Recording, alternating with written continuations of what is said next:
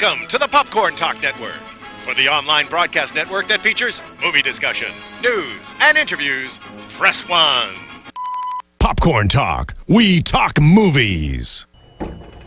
I'm opening. We have an eye, sort of a nostril, 2 teeth. One of the teeth has a small cavity. Close call, folks, but I think we got here just in time. Presented by Maria Menounos and Kevin Undergaro. This is Anatomy of a Movie. In-depth discussions and breakdowns of various movie titles. And now that you've seen the movie, let the dissection begin.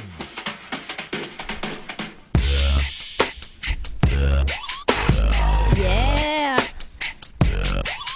We're just gonna let this play for a second. Energy. Although I feel like I really don't have the moves to match, so... Welcome everybody back to Anatomy of a Movie. Today, as you can tell, we are here dissecting Magic Mike XXL. A very, very entertaining movie. One of the many adjectives for this film. I think both it could be true. Yes, very true. I'm your host, Marissa Serafini. Welcome back, everyone. Thank you for listening. Joining me, I have Anna Koppel. You can follow along with me on Twitter at KoppelForMayor, KOPPELFORMAYOR. We'll be paying attention to Twitter, so... Absolutely, and you can follow me at Serafini TV. It's Anna and myself once again. Woohoo! This should be a fun dissection. I hope so. We'll see. Yeah, absolutely. Okay, so quickly, Anna, what were your overall thoughts for this film? Were you a fan of the first one? And were you a fan of the second one? I never saw the first one. Okay.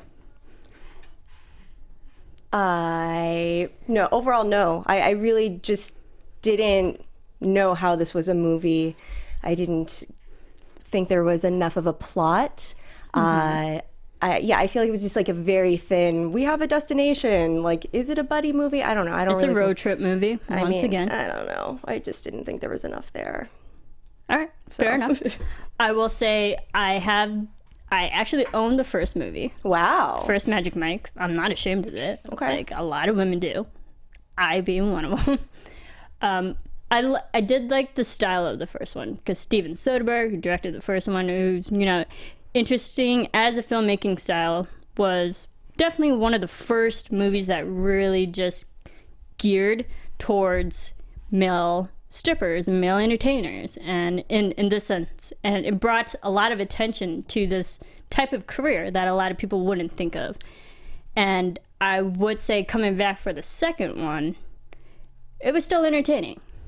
Well, I'll say this. I read several articles with real male strippers or male entertainers who they were sort of asked, how realistic is it compared to your lifestyle? And they all said that Magic Mike XXL was actually more realistic, truer to their lifestyle than the original. So that's something. And also, Steven Soderbergh directed this one too, and I thought that it was sort of interesting. Actually, he did not direct the second one. He did, under a pseudonym. Okay, what pseudonym? And edited under a pseudonym, which I found... Gregory Jacobs directed the second film, but Steven Soderbergh was DP, director of photography. Okay, all right. But why a pseudonym? Why? I mean, why not? I mean, especially because the information is out there. Why not just say, yeah, it was me? Why? I don't understand. I personally didn't know that, so thank you for bringing up that factoid. I don't think he needed to be ashamed. Right. Because he already slapped his name on the first one, and he's obviously a part of the second one. And Gregory Jacobs, who directed the second one, has worked with Steven Soderbergh for years, so you knew they go hand in hand. Right. So I don't know why Steven would ever, want to hide his name to it. It's strange. Yeah, interesting. Who knows? But... So I will give it the second one. It was entertaining as an overall film. Yes, we will dissect it. Obviously, it's not the best film out there, but I'm going to say why. Storyline, I did like how they delved in more to the guys, the individual personal lives of each of them. Did they? As characters. Did they? Because they delved into these guys more than they ever did in the first one. Okay, well, and it's difficult for me to say because I didn't see the first one, but I felt like there was no character development whatsoever. Which, if you think that in the second one, there was none in the first one. There was no character development. But I mean, it's like, okay, so, this one likes frozen yogurt. Great. Okay. I mean, but was there any growth in any of them? I wouldn't say growth, just establishment. Because we didn't even get establishment in the first one with these guys. We got a brush of these guys know each other because they work together. And that's it. And that's the only time in the first one. I'm going to reference the first one a lot because you have to have something to compare it to. In the first film, you see the guys, the only time they're all together is when they're working. When they're individual, it's only Channing Tatum's character and the kid, played by Alex Pettyfer, who was in the first one, who obviously was sorely lacking in the second one. He and Matthew McConaughey didn't come back for the second one. Right. And you can tell in the first 5 minutes, they clearly established that to the audience, like, Dallas, who played by Matthew McConaughey, and he took the kid, and now they're touring across seas. Right. So they already mentioned it to the audience. They're not in this film. Right. So don't wait for them. Yeah, and don't expect them. Right. Not even to make cameos. But so I will say for the second film, they really just touched upon who these people were individually. Granted, they weren't all fleshed out, no, but now we get a little sense about each of their personalities and why they're together. And actually, at the end of the film, it made me just like the guys for who they were, not for what they did, but as people. And that's what the Gregory Jacobs and the writer, producer, Reed Carolyn, really wanted to send that message out. It's more about the guys, not about the dancing. Okay, but isn't this movie supposed to be about the dancing? Because I felt like that was something that was lacking in the film. Like Dancing there wasn't is enough dancing. Right. Dancing is obviously the big hook and why the female butts are in the seats. Yes. But for storytelling, that's where the producers, directors were trying to go with. Just to focus on these guys in personal lives compared to the career. Okay, fair enough. All right. So we'll get into, yes, this was a more road trip movie. You have 6 guys together. One of them we kind of lose in the middle of the movie due to a car accident. Right. But we get the main 5 guys all together going on a road trip because there's that one objective. They're going to the stripper convention. Right. Which is actually a topic that was in the first movie. It was briefly mentioned for like not more than 2 seconds, but we never saw it. The audience never saw a stripper convention that I believe it was Dallas who wanted to be a part of, and they never touched upon it ever again. So they're like, all right, here's our setting for the second one. These guys now, perfect excuse to all come together so they can all be at the stripper convention at the end. Did you like, for an overall buddy film, road trip film, because there are many movies that are road trip films, did you like the pacing of how road trip? No. I feel like it could have been an easy half an hour shorter, probably. For sure. And yeah, there were scenes we'll get into editing too. Well, yeah, for sure. Serious editing. There were scenes that just dragged on, and scenes that I just kind of questioned why they were there at all.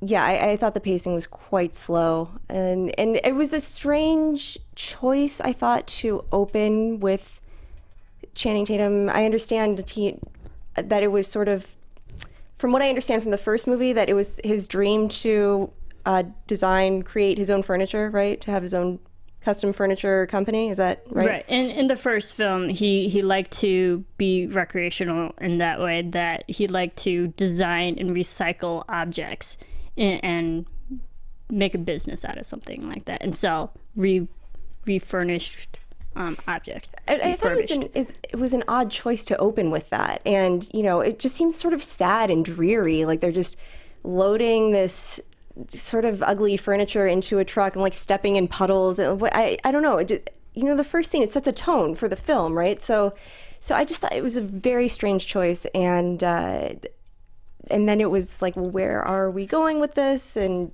they could have opened with the pool scene. I get that.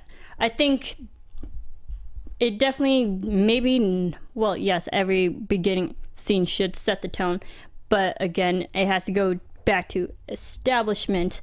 Now that we know Channing Tatum's character is back, he has left the dancing world. He has now established a business. He's working hard. He's more of, I don't want to say regular guy, but he's left that world and he's become the hard worker and trying to just build himself as a person, as a businessman. And I got the fact that he's just now working. He's a working industry man.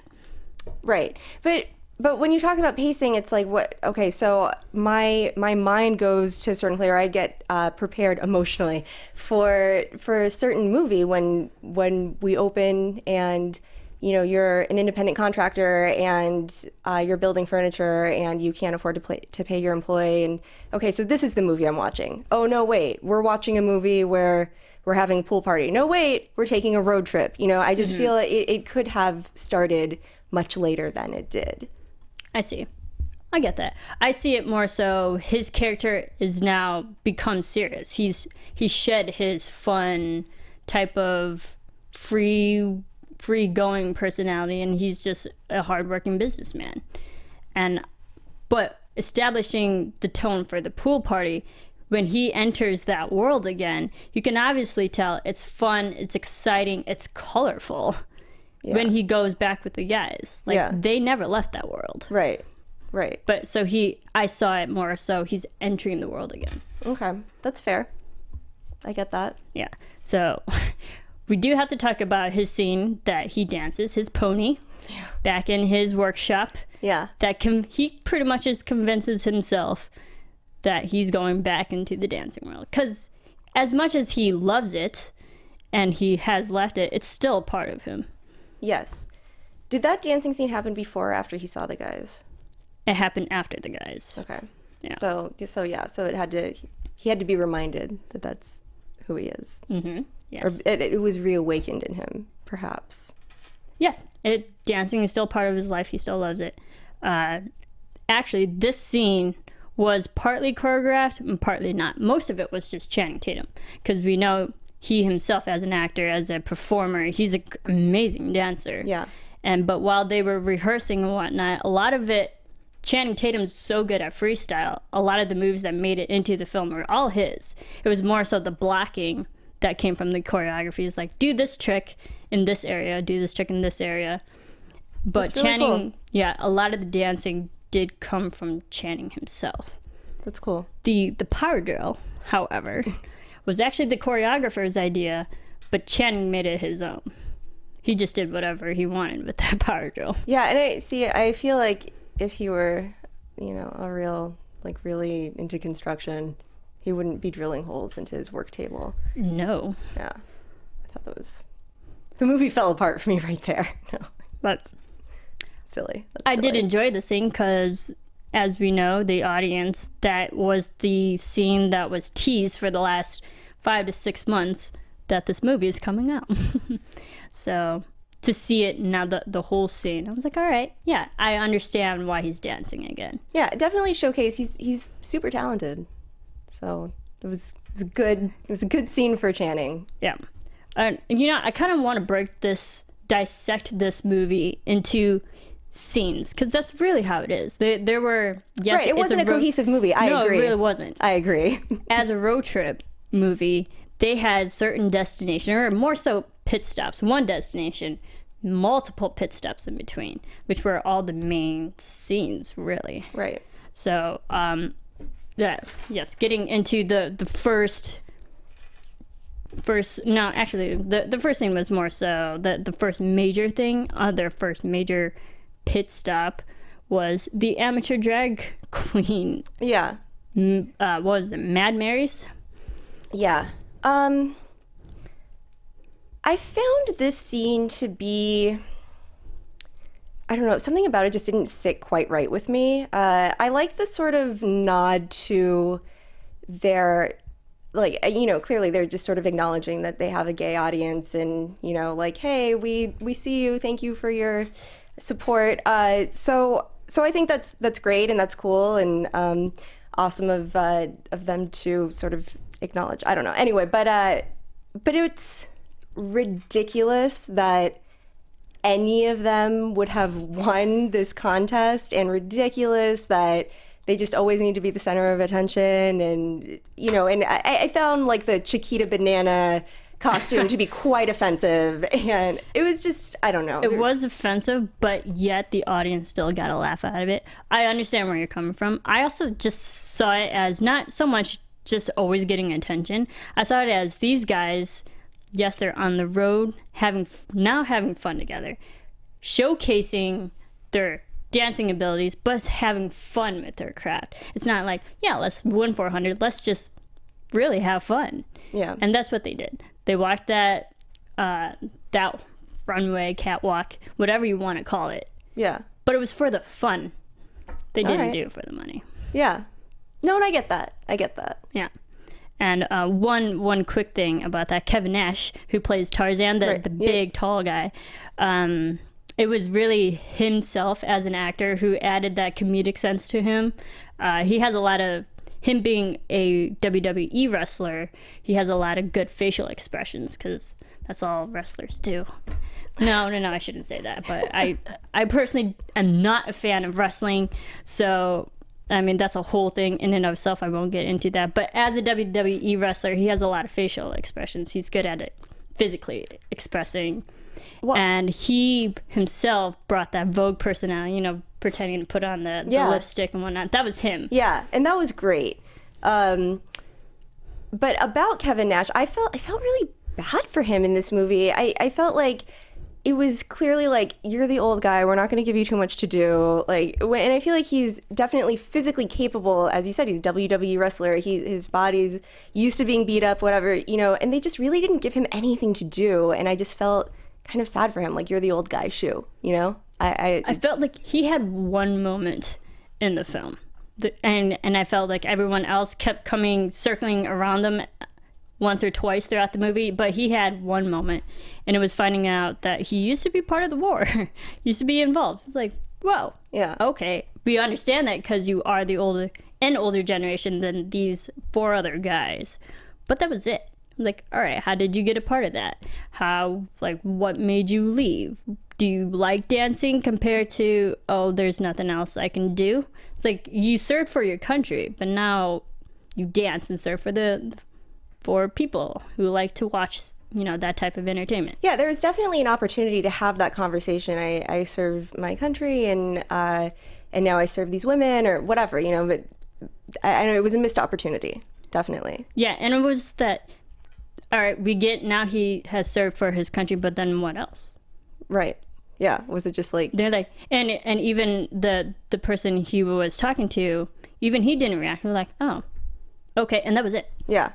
Just end the conversation, move on. Yeah. But yes, it was Kevin Nash's personality that brought the Vogue aspect into that fun performance for the Queens. The second pit stop, they're at the beach at night, and that's where we meet Zoe. What do you think of the Zoe character overall as a character? I think it's a ridiculous stereotype. Like, how would we In know what that way? she's moody if she didn't have tattoos and left the room all the time? You know, I didn't like Zoe at all. There was nothing likable about her. There was nothing redeeming about her character. She was just, I don't know. And there was no chemistry between them. Nope. I didn't think at all. And I'll say about this scene, it was too dark. Way too dark. And there were such strange camera angles that I did not understand. Like, we just needed to see like Zoe's side braids or something. I don't know. It's just strange, like slightly overhead angles that I'm like, what are you doing? Is this like the B-roll? Like how did this make it onto screen? And extremely like long shots of bad angles and bad lighting. What happened in that scene? I thought cinematography, the lighting was horrible for establishing a character that we will later see on throughout the whole film. Right. I mean, she comes back a few times with these guys.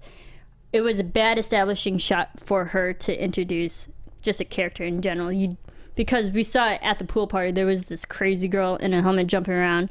When we cut to the beach scene, I thought it was the same girl. I was like, okay, we're finally going to get her reveal. And it happened to be a completely different other person. We never see Helmet Girl again. I don't understand what her purpose was either. Oh, actually, fun fact, the Helmet Girl was actually one of the choreographers for, all the choreographers for Magic Mike XXL made cameos in this film. Oh, that's cool. So one of the choreographers was the crazy helmet jumping up and down that we never saw again. But that was actually Channing Tatum's suggestion that she just somehow be in a scene, and that's her fun way of just that's cool being there. All right. So I feel a lot better about that. That's why we had the Helmet Girl, who never got established, and why we never saw her again. Okay. It was a choreographer. Cool. But back to Zoe. Many reasons why I didn't like her. First, terrible establishing shot. Yes, I already mentioned that. Her character had no depth. She is a 20-something-year-old, I imagine 20-something-year-old, who has a dream, but is now mad at life. Okay, yeah, everyone has gone through that phase. I get that. In a sense, I guess you couldn't call it realistic. But she did nothing that the audience would make her like her or root for her to even be with Channing Tatum's character. Yeah, no.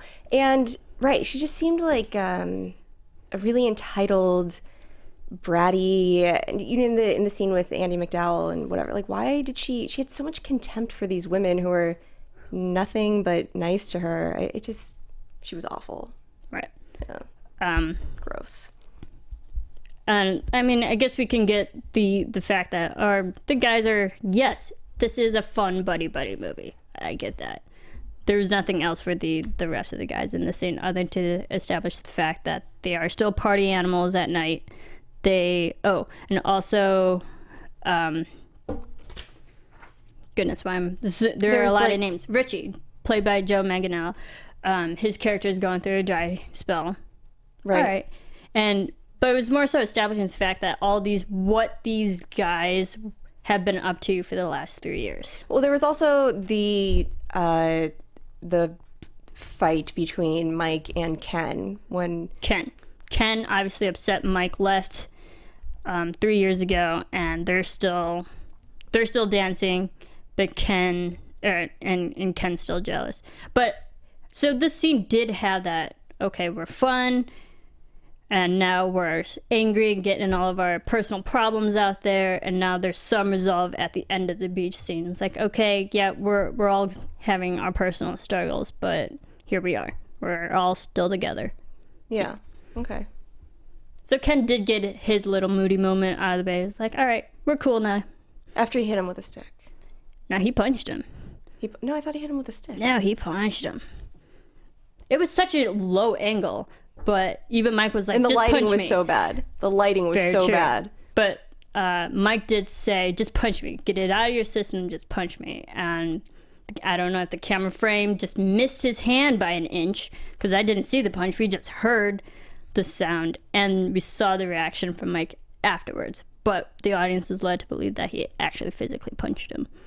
I still say it was hit him with a stick, but anyway, he was hit with something. They got their frustrations out. Yeah. And now they're cool. That's how guys are. They fight and then move on. Yeah. Which girls should be more like that. Okay. Then the next major scene, they're back on the road again. And now they're hopped up on drugs, which was smart, especially being on the road. Of course I'm being sarcastic. Yeah. Who doesn't start the morning with Molly? I mean, it's crazy. Was it Molly? I don't know. I don't take drugs. I thought it was ecstasy, but I don't know. Yeah, same thing. Oh, okay. There you go. Obviously. No, I really don't know the effect of certain drugs and how but they did mention in an hour they're not going to be themselves. And sure enough, 58 minutes later, Yeah. we saw them completely going at it. Yeah. But this scene establishes the fact that they're changing up their normal routine in dancing during their performances. Yes. And I'm a big fan of the convenience store scene. I thought that was... Yes. You're a fan? How so? I found it comical and ridiculous, and I don't know. I think that Joe Manganiello like really just killed it. And I mean, in real life, if this happened in real life, it would be terrifying, even if he were that attractive, right? But but somehow it was just hilarious, and I bought it and I loved it. Especially, I think like the group of friends like cheering outside, you know, just for this like throwing Cheetos on the ground sort of. Yeah, right. It was just fun. It was just good fun. I get the comical aspect of it because it was supposed to be two comedic scenes back to back after each other, and I only saw one scene, one part of this major scene funny. That was definitely the convenience store, which this dance was actually very choreographed. The director and the choreographers had a set vision in their mind, because granted, they're working with a little amount of space. It's a mini smart, but they knew that Richie was going to have bottled water and pour it over himself, and then the Cheeto bag came in later. And they actually had a hard time filming the Cheeto bag because it wouldn't pop open correctly, where it would just fly all over the place on camera.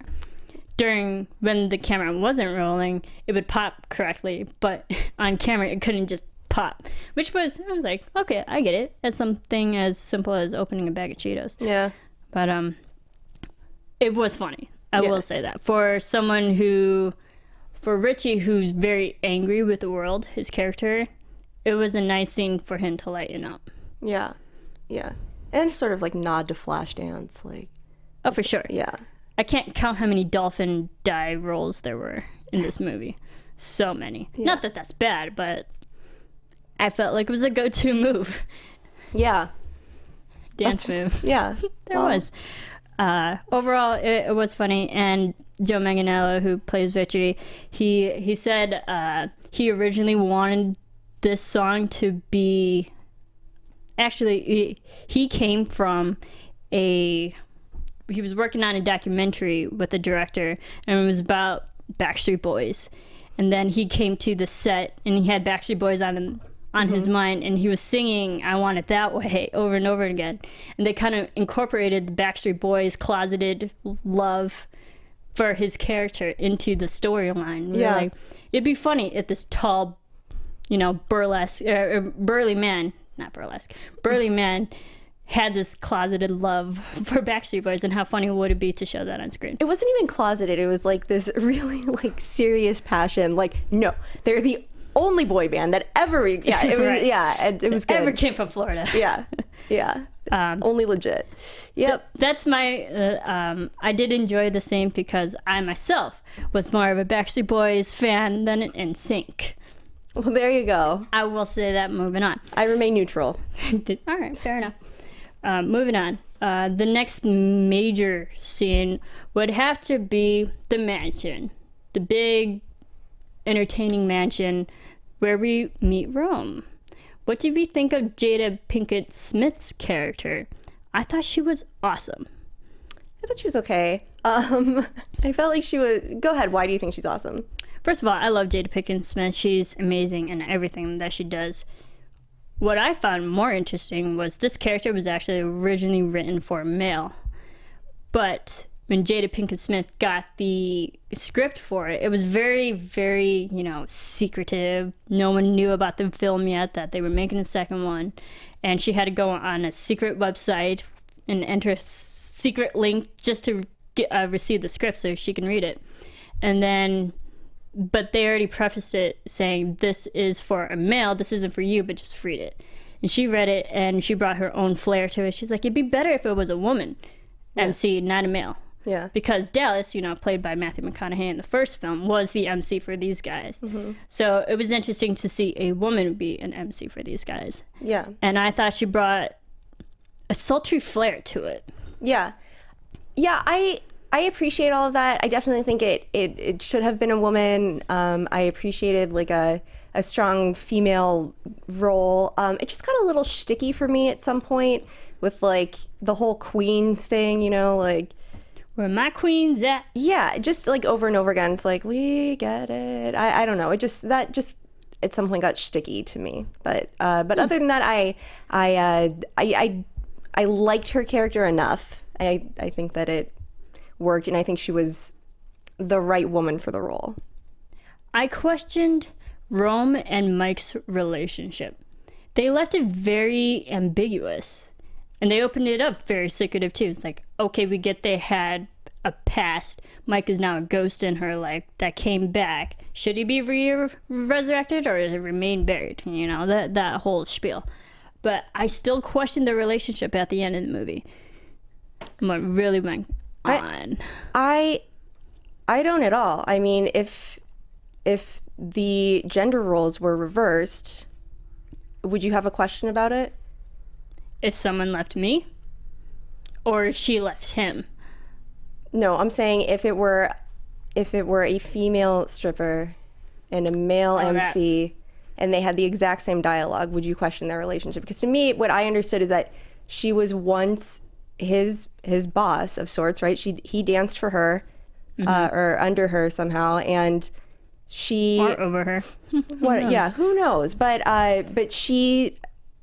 Some form of like sexual harassment, right? I think that they had some sort of like sexual relationship, and he went and got another job, and she kicked him out, right? So I don't know. I feel like it's like a very common thing that happens That happened, but it seemed on a more emotional level, like she just became bitter that he left her, which I can understand that, but I don't know, for storyline, I felt like this part wasn't fleshed out enough. Because we had a whole 15 to 20 minute scenes like, okay, we're all dancing just to get her to be convinced to MC. But we still had to get over what do we have to convince her of to come back? Why is she so adamant not to be with him? Or to work for him. Later Donald Glover's character says that she doesn't leave her palace. She built her palace so she doesn't have to leave her castle, right? So I think maybe it's just like part of her personality. Maybe she's just agoraphobic. Who knows? But perhaps. And maybe she's just bitter and resentful that he left. I don't know, but I didn't have like a ton of question about it. I didn't think it was.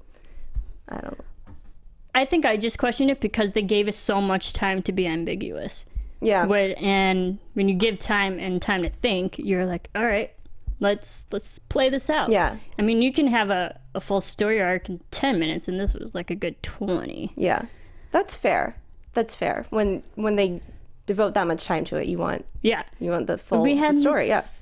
I apologize. I lose track of how many people were actually dancing in the mansion because we were also established to Malik, played by Twitch, Stephen Boss. Oh my God, he's awesome. I will just say, Twitch has been here in these studios. Yeah. I have met him. I am a humongous fan of So You Think You Can Dance. I just saw Twitch like 2 weeks ago at CBS. He's a really cool dude. I understand that he is an amazing dancer. He's a great choreographer. He has moves like no other. He has a personality and an entertaining factor like no other. I feel with Malik's character, though, and I don't want to say it's Twitch, but every time I see Twitch, he's always put up on such a high pedestal, and he always steals the scenes. Not because, yes, he is amazing, but I feel like they always put him with other people who don't match his level. Like, on purpose, just so he can shine. And I wanted this movie to be about Mike, not Malik. It's interesting you say that because I kind of felt like this whole scene was a lot of like, what was it that that parody of a movie that it was like a parody of Bring It On. Was it Not Another Teen Movie or something? Yeah. Yeah, I felt like it was that when they were like, so Bring It On was like the cheerleading movie, right? I love that movie. But I can quote that movie. It was like, cheerleading competition, but there was like definitely like the black school and like the white school, right? Mm-hmm. And then in the parody, they like drew even more attention to that. And I felt like this was a scene from one of those movies, just like, oh, these black guys have way better moves than we do. What could we learn? Mm-hmm. I mean, it just felt, I don't know, just kind of icky in that way. I didn't even see it. I'm like, I didn't even bring the color aspect into it. That's interesting. You mentioned that. I just see, maybe I'm just such a big fan of So You Think You Can Dance, so I already know who Twitch is. He's an established personality that I have. I haven't already, established image with him. So seeing him in this movie, I think I was just expecting the same thing. Expecting greatness, but I didn't want his character always taken away from Mike. Mm-hmm. And I felt that all the times we saw, every time we saw Malik. I'm okay with things being taken away from Mike. He wasn't in the best shape. He wasn't in, there were almost everybody else in his crew was in better shape. He has been like the regular working guy running his own business. He's out of practice. I think it's okay that he's not Magic anymore. Mm-hmm. So I'm okay with it. Mike was replaced with Malik. Oh, okay. In a sense, I mean, it seemed like Malik was the, just the person who really replaced the role of Mike in Rome's life. Like her number one go-to person, her right hand, I guess you can say. Yeah. I was very surprised to see Michael Strahan. I was surprised and thrilled. So exciting. All right, tell me about it, Anna. What did you think? No, it was just so much fun. First of all, I love Michael Strahan. I think he's just great. I think he's just such a lovely person, and he's just so likable. And so his personality is great. Yeah. And so to see him in this role was just good fun. I was surprised because I know him as an NFL player and as a host with, Kelly Ripa in the morning, but I didn't know he was in this film. And so it was a nice, genuine surprise to see him because I only recognized him after he danced, to be honest. And as terrible as this might sound, I recognized him because of his gap in his teeth. I was like, oh, that's Michael. Yeah. What is he doing? Signature gap. I mean, as terrible as that sounds, it was fun to see him in this film. Yes, it was. And because they were on such a tight filming schedule with this film, they filmed this whole film in 28 days. That's less than a month. So the choreography time for Michael was only 30 minutes. Wow. For his dance. Wow. Yeah. But he killed it. And do you think if they gave themselves some more time on this movie that it might be better? It's hard to say because this movie was so damn long. You wouldn't think it took 28 days. You'd think it would take like 6 months. Yeah. But I did like Michael. He was a nice added factor to it. Yeah, just a fun cameo, right? Yeah. There were a lot of cameos in this film. Yes. Which I'm okay with. I really am. Yeah. I mean, and then of course Mike dances, for Rome. Right. We were leading up to the point that it's like now Mike has to actually dance just to convince Rome to be the MC. And and also in the scene we get established to Donald Glover's character, Andre. Yes. Who was a nice factor too. Who brought that singing element. Yeah. No, I really like Donald Glover's character. Known best probably for Community, Childish Gambino. Yeah. What can I say about this? I liked his character. I liked seeing Donald Glover, but I just feel like this would be so awkward so listen, I'm just gonna put it out there. I've never been to a male strip club. I've never. Yeah, sure. Okay. So, but I feel like if I did go and I had a male entertainer like putting his arm around me and singing with his like shirtless chest pressed against me, it would be the most uncomfortable thing of my life. And it would not be like, oh, thanks for reminding me that I'm beautiful. Like, it would just be so uncomfortable and weird. What a weird act. This is your act? I don't know. It's weird. I understand that. Some girls love it, some girls don't. Would you be cool with it? I will say, just a couple weeks ago, I got a live preview from an actor who played in, say, the Black African American version of Magic Mike Chocolate City. Okay. I got a live preview of that. I kind of enjoyed it. Was he singing, though? He was not singing. So the singing is what I'm saying is so weird. To have someone grind up on you, I think it's really a personal preference. Mm-hmm. Some people like it, some people don't. And that's okay with either. Right. That's okay with either. Yeah.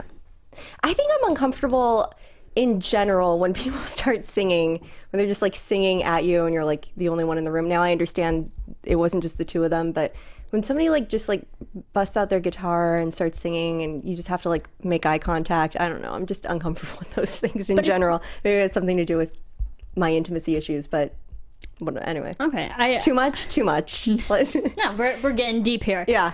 Yeah.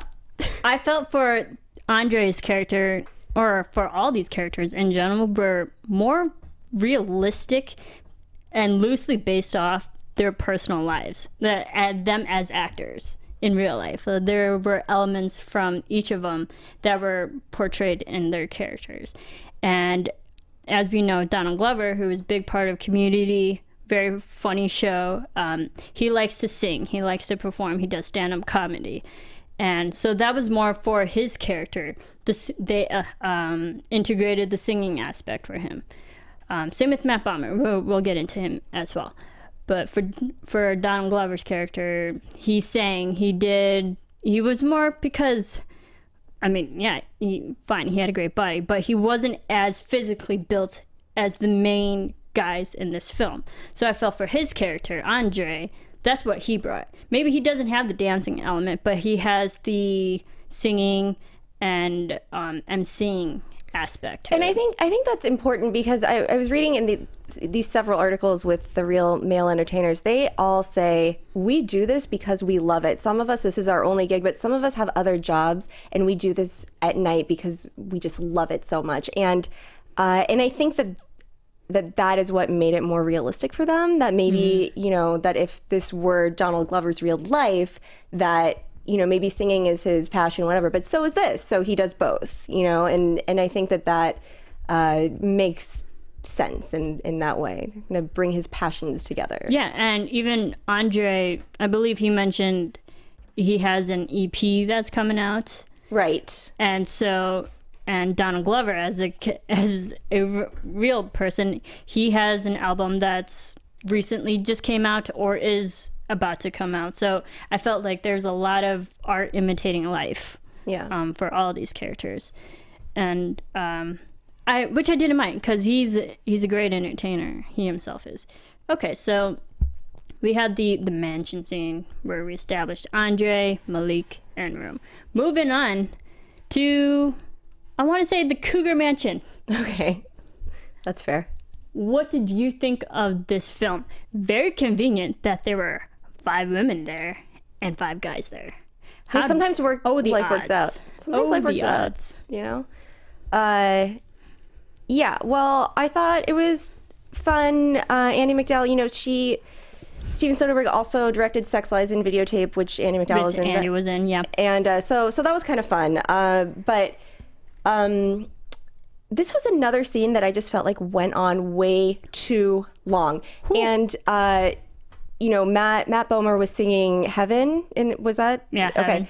And some of the reaction shots from the other women, it was just like, I don't really care, first of all, like what she's reacting to, and the fact that we're staying on her for like 30 full seconds is so uncomfortable. Like, why? I mentioned it to someone else who I was talking about this film to before we went on air. There were a lot of weird edits or unusual edits in this film.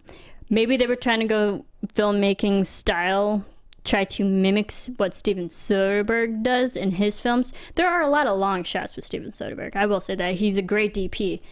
But for all of his projects, reactionary shots add something to it.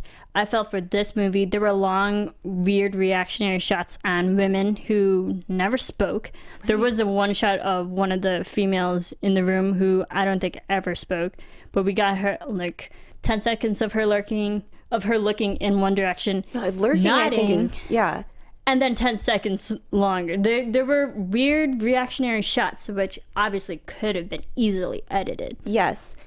And if you're going to do reaction shots in this kind of a scene, there is a room full of people. Like, go around the room to see how everybody's reacting. It was very strange. And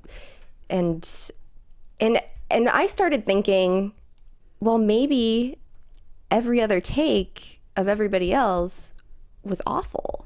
Like maybe that was the problem. Maybe they had nothing to cut to. Right. And that's not good. Right? I mean, that's not a good situation. Very true. But I mean, like, we shouldn't be left with those thoughts. That's not a good place to leave the audience, I don't think. And then this was the other thing with Zoe, right? Where she is just such a child. Like, she's a 20-something-year-old. I will give it, some 20-something-year-olds have their lives already established. They have their shit together. She did not. And we're seeing her go through a midlife crisis. But honestly, as an audience member watching her, I didn't give two shits about her. No. She's awful. There's nothing likable about her. No. And she's so pouty and miserable. Like, Deal with it. That's called real life. You'll be fine. Somebody promised me work, but he just wanted to take advantage of me because I'm too pretty. Shut up. Right. Get out of here. Go put on some actual clothes. Yeah. Put together a portfolio. And do work like the rest of the world. Don't eat red velvet cake and feel sorry for yourself. Yeah. And that's... Ugh. That was... I mean, how is that attractive? How is Mike, a character that has so much game, what does he see in her? No. Well, here's the thing. And I think this was like a point they were really trying to drive home in the movie was... ask women what they want. We're here to please women. We're here to entertain women. We're here to serve women. And I think he's just like checking in with her and making sure she's okay and whatever. And so I don't know that he was totally attracted to her, wanted to be her man, but he kind of says what the audience is thinking. Like, you're being obnoxious with how dramatic you're being and how sulky you're being. So just tell me what's going on. Like, just say it. So I didn't mind that he was in there sort of checking in on her, but I felt like it was unnecessary. He didn't owe her that. No, that made me like Mike's character more so than Zoe's character. Definitely. 100%. Interesting fact about this particular snippet in the film, Amber Heard, who plays Zoe, she had a lot of freedom with her character in this film. Her whole wardrobe, everything from necklaces to bracelets, clothes that she was wearing, was all her.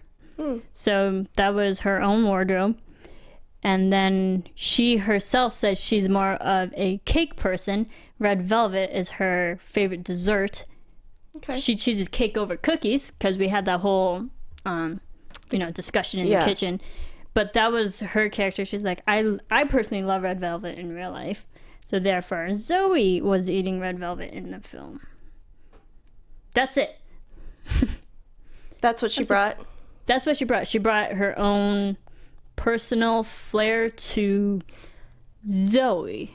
But that's her personal flair. Those are like her artistic choices, red velvet cake and her and necklaces. Wardrobe. Okay. Well, that makes me not like Amber Heard. I know, which is very unfortunate. I mean, I personally haven't seen a lot of things with Amber Heard in, so I really don't know her level of talent. Right. No, but after seeing Zoe in this film, I have to want to believe that Amber Heard is so much more talented than this character. Yes, I want to believe that as well, but to hear, like, this is the artistic choice that I brought to the scene. There was nothing there to like. Yeah, no, it's disappointing. Also, the whole scene with the guys and the females, it was filmed all through the night. And when it came to Matt Bomer's scene, singing was like 4 a.m. in the morning. Wow. So it was, a late night for them. But Matt Bomer also said in interviews that singing, because he's more comfortable with singing, it made him more comfortable stripping at the same time. Interesting. Yeah. He said it was easier to strip While singing. rather than just stripping in and of itself. Wow. And I was like, okay, I get that. Yeah. If it loosens you up and Yeah. you're doing something that you're already more comfortable with, you can integrate doing something else you're less comfortable with. He's so freaking talented and so yes. pretty. So pretty. Yeah. I do love it. And I loved how he, Matt's an amazing singer in real life. So again, more, art imitating life. Fun fact, Matt Bomer and I go to the same physical therapist, and sometimes I see him and I fall apart. I never What? say anything because I'm just like, hey. What? Yeah. And you're telling me this now? I know. Interesting. We'll talk about it off air. Okay. Okay. That's another discussion. Yeah. Okay, so again, I think this was just a fun scene. I will say, Magic Mike XXL, it showed a whole different range of women that these guys can cater to. No, I shouldn't say cater. Cater is a terrible word. These guys interact with. Okay. Interact with. We have the younger generation.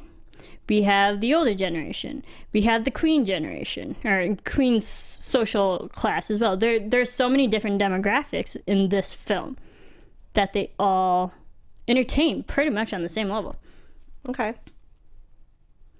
It feels like you have a lot more to say to that. Well, okay. So I feel like I've heard a lot from people that, it's great because it puts women first or whatever, it objectifies men and All right, I'll just say this. Objectivity and objection of either gender is a two-way fucking street. Agreed. It's like it's equal on both ends. Moving on. I also think that women were objectified in this movie. I think women were used as props throughout the entire movie. Two-way street. I don't think that.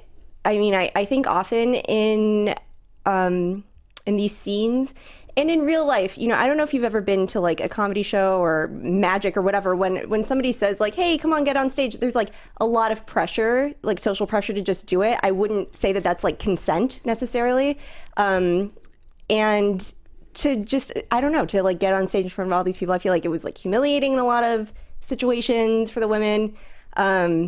Especially like It could have been humiliating. and yes. especially in like the last with like the whipped cream and everything and like the sex swing. I just felt like this is totally inappropriate, and like I don't know that these women are actually okay with getting on stage. I don't feel like they are.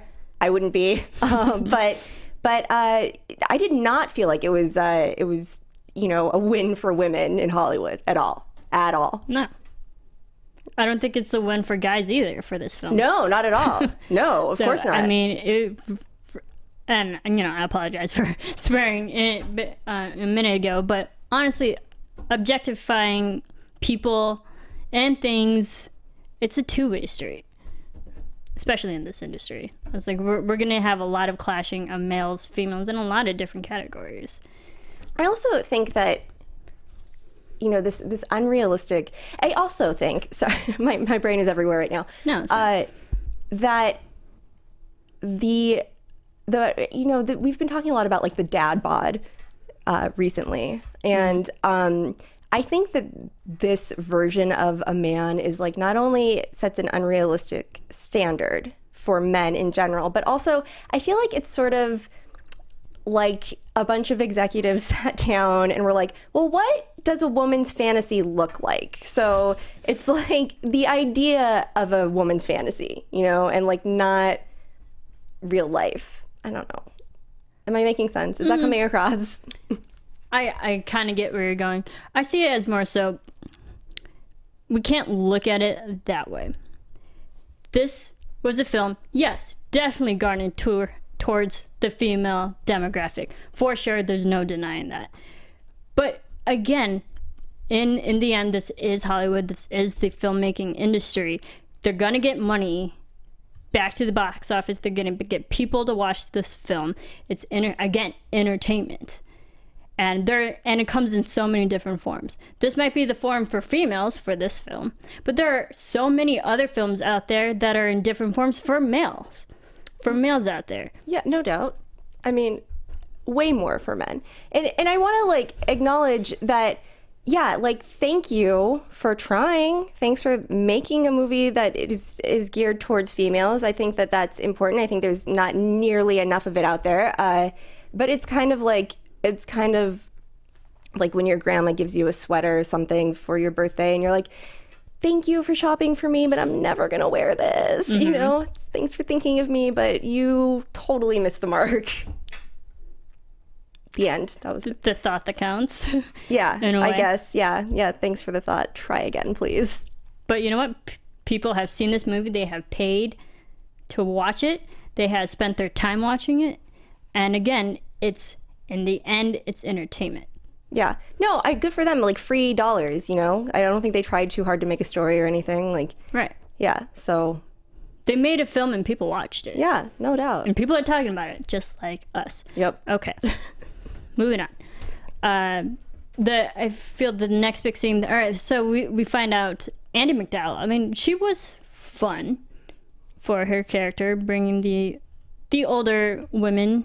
I don't want to say cougar because that's just another label too. You know, the older females, kidded, enjoying their entertainment. What did you think of Andie MacDowell? What she brought? I thought it was fun to see her. I liked her. She's you know, of course, incredibly talented. I couldn't get a read on her right away, though. I couldn't tell if she was actually accepting, welcoming these gentlemen into her home, or if she was like just trying to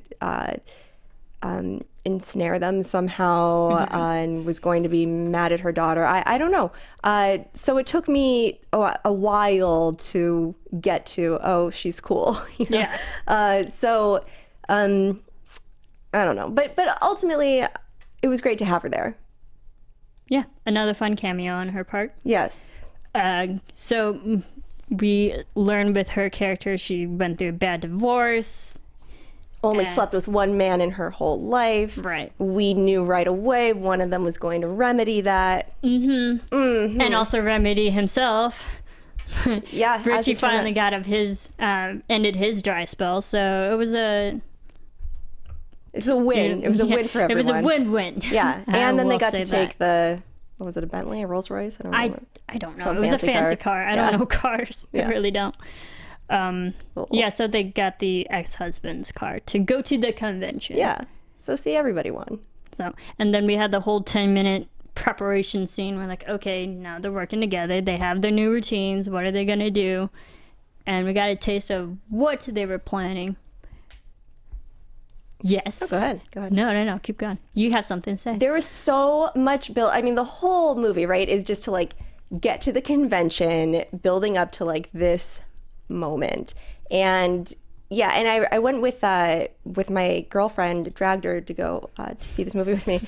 And during the scene when they were, you know, making capes and whatever, playing with glitter, I turned to her and I was like, I'm weirdly excited to see like what they're gonna do. Candy's gonna be in this. Yeah, what's happening? But then I felt like there wasn't a great payoff because they didn't all dance together. What was that about? Yeah, and why didn't they dance together? That's where, I mean, I think the only time they danced together was their literally 10 seconds. They're they walked posing. Out. They walked out together. That was not a dance. They walked out together. And that was it. Yeah. But I think that's also maybe to go against what the audience already knows and expects from those guys. Back in the first film, they all had their individual routines, but we saw them together dance a lot of choreographed dance together as a group. And this one, second time around, they're shedding that old image, and they're all bring their own personalities, their own sketches, and that was it. Okay. Which is, I mean, it was okay. Maybe I don't want to be greedy, but I wanted to see one group dance. Yeah, come on. Well, and I read in those articles with the real male entertainers. They said that was much more realistic. Like, they don't do group dances, and so they actually liked that. And I think that's fair. But yeah, I was expecting at least one group dance. At least one. Yeah, what's going on? It's okay. Okay, Whatever, so yeah. Finally, the big convention scene. Well, before that, another cameo, Elizabeth Banks, Right. which seems like she had an interesting fling with Rome. Yes. And I'm like, okay, what happened with that? Yeah, I mean, So I it was think like, okay, I think we established the fact they have history too. right, but I think that was enough. Like, we're just supposed to accept that. And they got a spot in the roster, Yeah. which they didn't, which I highly doubt that would ever happen in real life. It depends on how serious their relationship was, I guess. Maybe. Because she did it for her, Right. not them. Right. But, all right, Elizabeth Banks, yes, she got her cameo. She's in a lot of movies this Yeah. year. For She's 2015, she's on a roll. Okay, to the convention and the dancing. We start off with... Who do we start off? Tarzan and his painting. I felt so bad for him. This, I mean, come on. Give Kevin Give Nash him a break. something. Give him anything to do other than... It was just so sad and pathetic. He just walked out there. He, like, played with a paintbrush and threw glitter. The glitter. He is in better shape than that. He is not that old. It is not okay He's humongous. Like, tall, humongous. Like, whoa. Yeah. I don't know how tall he is, but he's... Wow. But say what you want about the WWE, he's an athlete. Like, Mm-hmm. he's in good shape. There's no reason for that. I just felt like it was such an insult to him. It made me sad. It made me frankly sad. Yeah. And I feel with Tarzan was the lesser known out of all of them. Yeah. Which is fine, but I don't even remember his real name. Did they mention it? they once? did. Ernest. Ernest. Thank you. See, I wouldn't remember that. That's how, little his character was developed. Yeah. Okay. But interesting fact about his scene, it was Channing Tatum's idea to have a orchestra type of classical theme music for him. So bad. Over the top. So bad. But all he's doing is painting, so I figure there's more art to that, maybe? Yeah. An artistic flair to that? But whatever. None of that should have happened. Yeah. Another cool thing about this film, filming wise, this was the hardest to choreograph for Kevin Nash. So say the choreographers of this film. They said it was hard to choreograph because he was on a smaller platform than everyone else, and it was hard to get the lighting and Kevin Nash to throw the glitter in the correct angles so the light would hit the painting right on and see what the image was. I'm like, oh, in a dark room. Yeah. I can understand that. Yeah. But what did the painting say again? My queen, I think. My queen. I think. Wasn't enough buildup. No, Like, it was terrible. he's painting something. I couldn't even read what he painted though. Well, he was painting a lady in the audience, one of the queens, and then painting his easel, and so then when he threw the glitter, It was her. Yeah, it was more of a magic trick, really, than Than performing, than Right. actual stripping. Yeah. Yeah, so there was him. Then we had the candy shop. Listen. You didn't like it? If I were one of those women who got to be forced on, because I would never willingly go on stage. I would just be like forced into it. I would be furious. I'd be furious if there was whipped cream sprayed all over my face, chocolate syrup on my thighs. I would be furious. You're like, ruin my outfit, my hair, my makeup. Like, Right. I have the rest of a convention to get through. I don't think so. No, I would be furious I'd be mad too. if that happened. No. That is all. That was a mess. Yeah. You don't do that to a woman. That's not okay. But that was part of his shtick. That was his routine. Yeah, but for their Because whole... he's the froyo guy who likes sweets. Yeah, cool. Well, go eat your froyo in the truck and wait for everybody to be done then. Keep everyone clean. Yeah, because their whole message has been about, like, we are here to, like, entertain women, serve them, whatever, ask her what she wants. But this, I think, was a smack in the face of all of that. It didn't work. It did not work. Nope. No, messy. Overall messy. Yep. interesting thing from Adam Rodriguez, who plays Tito during the candy shop scene. He's from the East Coast, so his music choice was more hip-hop type of, and his dancing style was more b-boy Non-existent? style. Okay. B-boy style for him. Okay. Hence, and Candy Shop was a little bit more hip-hop. Yeah. That's why they incorporated that. And then we get to a little bit of Andre singing Yeah. again. Yeah. And then actually, before Andre, Matt there was Bomer. Matt Bomer. Yeah. Him singing. Yeah, that was great. I loved this. Yeah. That was amazing. I was more entertained by his singing than actual dancing. Yeah. Me too. It felt like he got the most dollar bills. Yeah. Out of all that. It was a little creepy the way that the women sort of swarmed him at the end. In the end. Yeah. Well, granted, he put himself on the floor to get it trampled by, so. Yeah. But still. Um, It's like he's gonna die. right. Yeah. He's gonna die. Gonna die down there. I did like Matt Bomer. He's so talented, and I loved how it was, his scene from the Cougar Mansion was definitely foreshadowing on what was to come for his final performance. I liked it. I really don't have a lot of complaints about this one. Nope. No. It's perfect. Singing into more singing with Andre, leading up to Joe Manganiello's character, Richie. What do we think of this routine? Because we see throughout the whole film they're trying to establish who they are. He's not a fireman, he's not this, he's not that. Who is he as a person? And yet the audience still really doesn't know who he was. Yeah. And I'm still trying to figure out who Richie was. Granted, I understand the routine. He's a male entertainer. He's a male entertainer. Male entertainer who just got married. And to consummate the marriage, there's the whole sex scene. Right. Were you entertained by this? No, I was offended by this. But As a lot of people would be, yeah. again, I just want to say, and I really want people to put themselves in a position.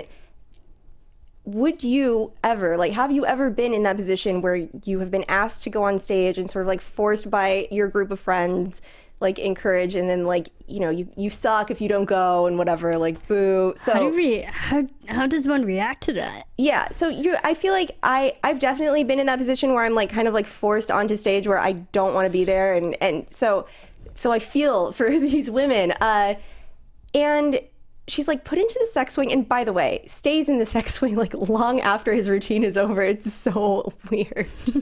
I'm why is she still in there? Why is she still in there? Get her out of there. And yeah, it was just so aggressive. I don't know, It was more the animalistic side of Richie. Interesting fact, Joe Manganiello actually tore a tendon in his right arm during filming the very first take.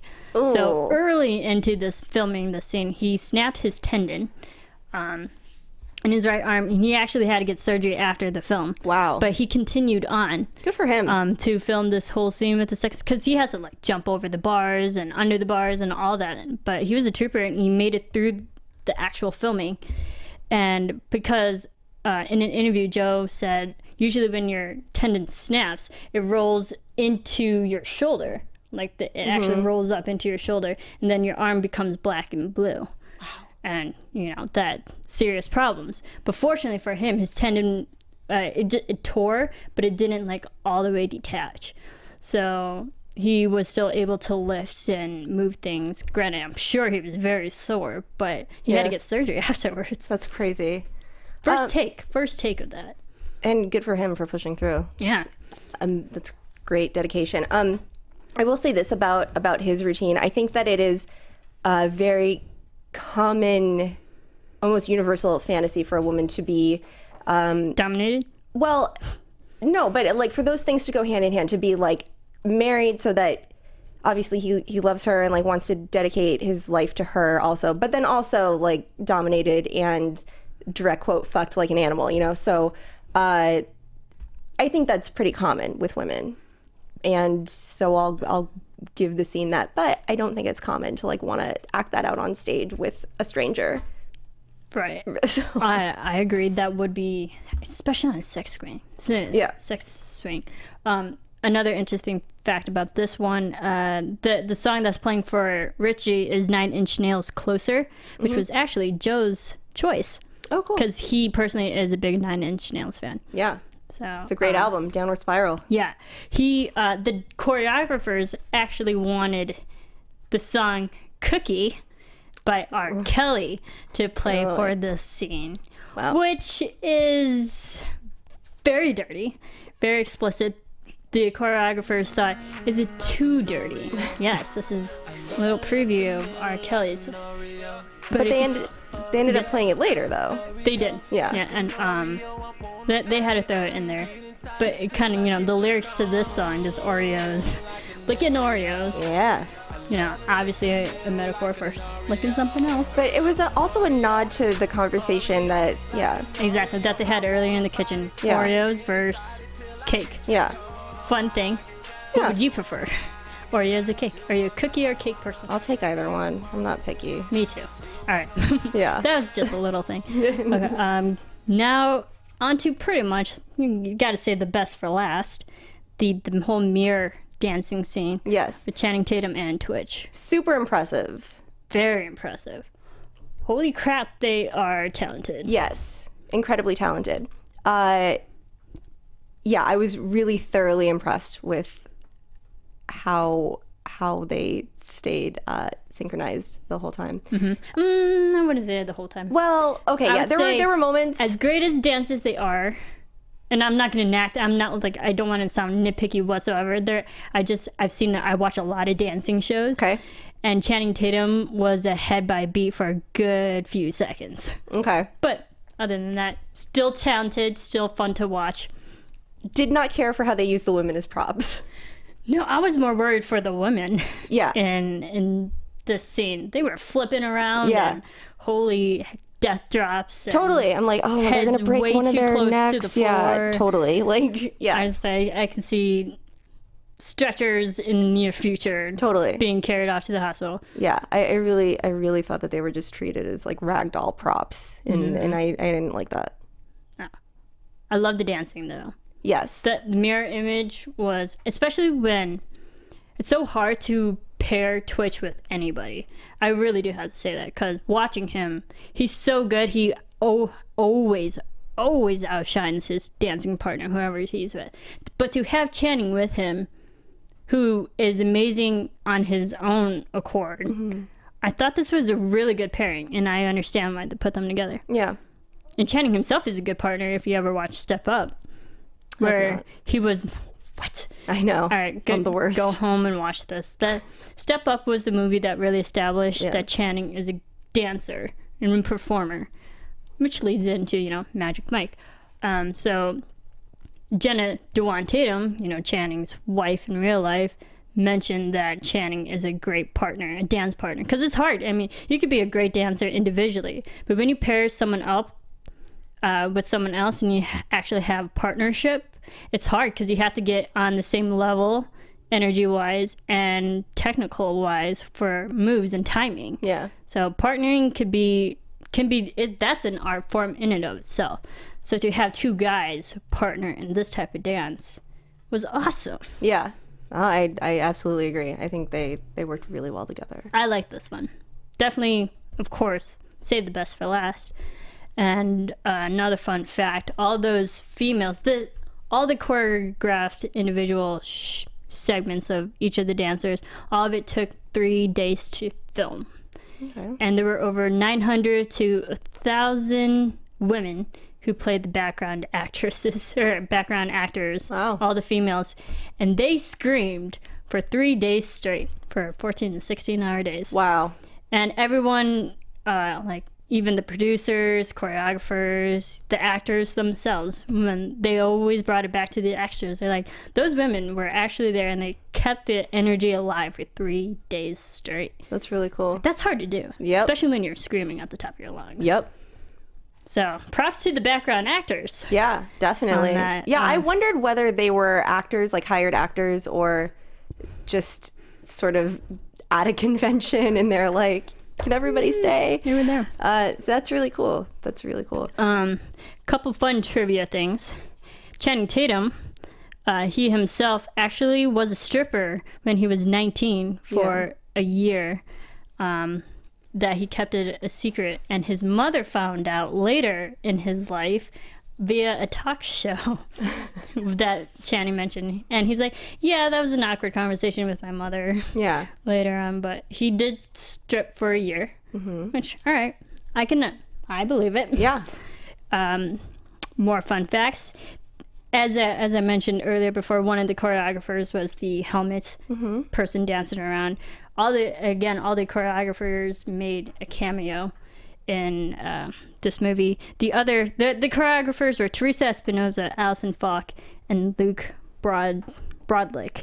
The Twilight Dancers, that one quick segment, those were Teresa was the MC for that one. Okay. For that segment. And also the guy that is the vampire is the casting director of Magic Mike. And the guy who plays Jacob is Channing Tatum's best friend. Oh, fun. In real life. So that was completely staged. Because watching it, I admit the people in my theater were laughing how ridiculous that was. And I love the reaction shot from Joe Manganiello because he plays a character in True Blood, which is all about vampires. Yeah. So it's the perfect character to cut to be like, what the heck is this? Yeah. Why are they doing vampire routine? Which was hysterical. I will give them that. And then Luke Brodlick was the stripper in Rome's mansion. He was a stripper. He was the one that did the crazy flip when they first walked into the building. So cool. And then, Allison was the person in the helmet. Awesome. Yeah, and it was Channing Tatum's idea to have all the choreographers make cameos. Oh, and the main mirror dance scene, it was Amber Heard who played Zoe, and then the other woman was one of the choreographers as well. So I was like, okay, I get that. That's really cool. Yeah. Do you feel like this movie ended well? Like, were you satisfied with the ending? I was satisfied for the fact that they had fun. Mm-hmm. They can still entertain. Throughout the whole film, you always hear one last ride. And I was like, yeah, it felt like their last ride. Yeah. Let's go into more so the reaction and reception for the audience overall. You, for the most part, didn't, I don't want to speak for you, but didn't care for it. I would say that's accurate. As a whole. Cinema Score actually gave it an A-. Yeah, I've been seeing really good reviews for it, and I don't understand. I don't get it. Maybe they like the dancing. Maybe the dancing overshadowed. There wasn't that much dancing. All the plot holes and there wasn't that much dancing. Underdeveloped storylines, and yeah. There was a good amount of dancing at the end. I will say that. It was a build-up to just the dancing in the end. But this movie, the first movie was made on a tight $8 million budget. Mm-hmm. This one, I don't have the exact amount for this one, but it was still on a small budget as well. It was around 15 million. Yeah, it was anywhere from 15 to 20 million, which as a movie, it's not a lot. Mm-hmm. And as of right now, and I'm quickly putting timestamp on our dissection, but being July 10th, 2015, worldwide, it has made over 42 million. Yeah. Opened up in a lot of screens, though. Yeah. There was over 3,000 screens for a film. Yeah. That's twice as many. Usually the average release is 1,500. Yeah, I mean, look. More than 3,000. It's, for whatever reason, people go to see this movie. I'm sure it was just like, hey guys, let's get some free dollars in our pockets. Let's not worry about a story. Let's just show your abs and dance. Editing wise, they could have easily cut down 20 minutes. Yeah, at least. It got to the point where I was watching it and I'm like, this is a long movie. I gotta get back to work. I know. It was that kind of mentality. I went to go see it with my friend, and we went to go see it as soon as we could in the day at 10:45. It's 1 o'clock when we left the theater. Like, what? I saw an 11:20 screening and I got back at like 1. I left at like 1:30. Yeah, it was way too long. It was, ugh. For a movie that's not as fully developed, it could have been so much shorter. Yes. Yes, it could have been. Style and the filmmaking, cinematography wise, it was still Steven Soderbergh, but editing wise was oof. I didn't mind the physical aspect of it because there wasn't a lot of technical things to it. Right. This was a road trip movie. Yeah. Despite the crap lighting on the beach. Yeah. But again, you're outside at night. I won't knack for filming on locations. Never easy. But then you know what? Maybe that's not where you should be filming. Maybe that's not the scene to introduce this character. Maybe bring the scene under street lamp. Yeah, right. Yeah, maybe just cut maybe it not entirely. have him pee into the ocean. Maybe have him was that doing necessary? Something else. Yeah, I mean, just choices, small choices. Like, that conversation could have been anywhere. Yep. They chose it by the ocean. Yeah, with no or light. not, yeah, wherever. They were at Myrtle Beach, so yeah, going through Myrtle Beach. There is always the underlying question: do you think they should make Magic Mike 3? I don't think they should have made Magic Mike 1. But at this point, I'm gonna have to see Magic Mike 3, right? I have to. If they were to make it. Yeah. Well, yeah. If they were to make it, I would have to see it. I'm I one would of those see people. it. Like I saw this one. Yeah. I owned the first movie. I just want to say I saw this because Phil made me. But Phil, our executive producer, yes. yes. But I'm a finisher, you know. So like once I start something, I have to see it through. You have to finish it. I have to see it through. So yeah, I would see it. I would see it. Channing Tatum says if there were to be, it probably would be a prequel. Oh, I like that idea. Like, I can see that. Yeah. Because now we're just left off. Now they're back into their regular lives. Yeah. They had their one last ride. Yeah. Now it's back to real life. He has to get that business going. Or maybe they could do like the X-Men movies and just do like each of their individual lives movies. Right? Yeah. Could do that too. That's a true. terrible idea. Don't Maybe do it. really Don't do it, flesh you out guys. their character Yeah. stories. Yeah. A few of them I would follow. A few of them I probably wouldn't. But if they were to do a third one in and of itself, I could completely understand it would be a prequel. Yeah. I don't think I would mind that. No. Overall, entertaining movie. Entertaining. For moments. For moments, yeah. Yeah. I mean, it's going to have its ups and downs. It's a buddy movie. We didn't even talk about Gabriel Iglesias, who played the friend driver, who had a couple laughs here and there. I didn't like him. I don't like him in general. I'm not a fan. I wasn't mad at the fact that they got into a car accident, which you totally saw. I was like, he shouldn't be closing his eyes during prayer. He shouldn't be taking Molly and driving. It's silly. Right. Yeah. There were a lot of things they shouldn't have been doing, but I was like, why would... Yeah. So, yeah, closing your eyes while you're driving, yeah, you're going to get into a car. You kind of had it coming. Yeah. And then, but we did see him in the end. He's okay. Yeah. So I did love the lines, like, we'll pick him up on our way back. Yeah. I'm like, whatever. Who cares? Yeah. Okay. Yeah, fun cameos here and there. Entertaining film overall. Let us know what you think. Thank you, everyone, for listening, commenting. Let us know what you think of the film. And where can everyone follow us? They can follow us here at Twitter, at Movie Anatomy. You can follow Popcorn Talk as a whole at The Popcorn Talk. Anna, where can everyone follow you? You can follow me at Koppel for Mayor, KOPPELFORMAYOR. And you can follow me at Serafini TV. Thank you all for listening. We will see you for our next dissection. I'm just a dancer.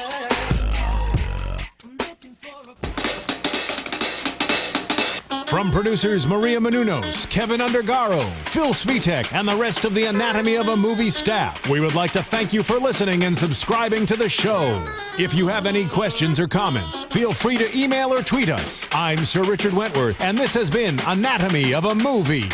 The views expressed herein are those of the hosts only and do not necessarily reflect the views of the Popcorn Talk Network or its owners or principals.